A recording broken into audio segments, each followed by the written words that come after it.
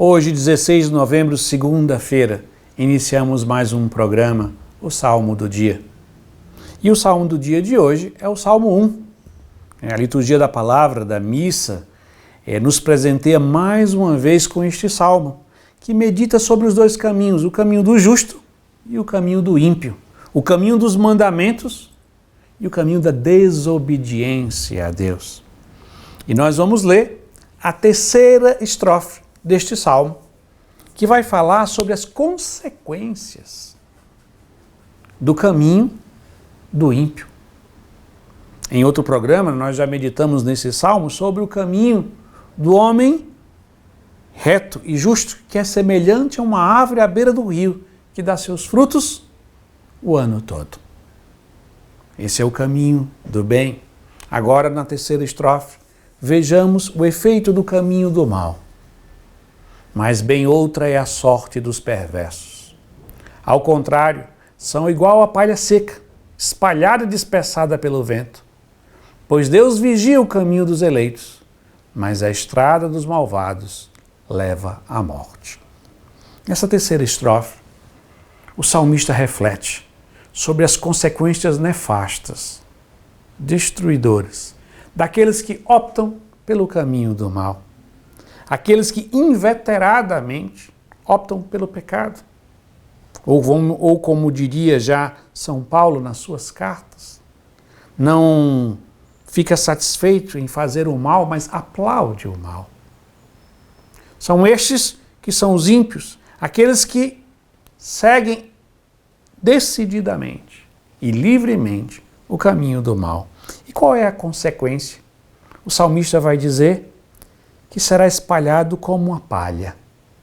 E é interessante quando a gente faz a ligação do homem que segue o caminho do bem, que é semelhante a uma árvore à beira de um riacho, que dá seus frutos o ano todo, tem perenidade. E o caminho do mal é um caminho do esquecimento, da destruição. É uma palha seca levada pelo vento. É algo que não tem peso, que não tem significado, que se perde no tempo.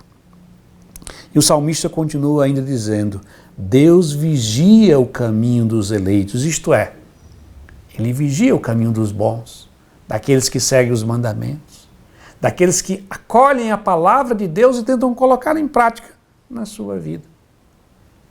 Mas a estrada dos malvados, dos pecadores, isto é, dos pecadores inveterados, leva à morte.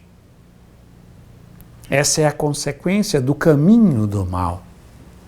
De seguir o caminho do mal é a morte. A morte no sentido de morte física, mas muito mais a morte no seu sentido espiritual, a morte eterna. Por fim, nós devemos dizer, se o caminho da estrada dos malvados leva à morte, o caminho do bem leva à vida. E quem é a vida?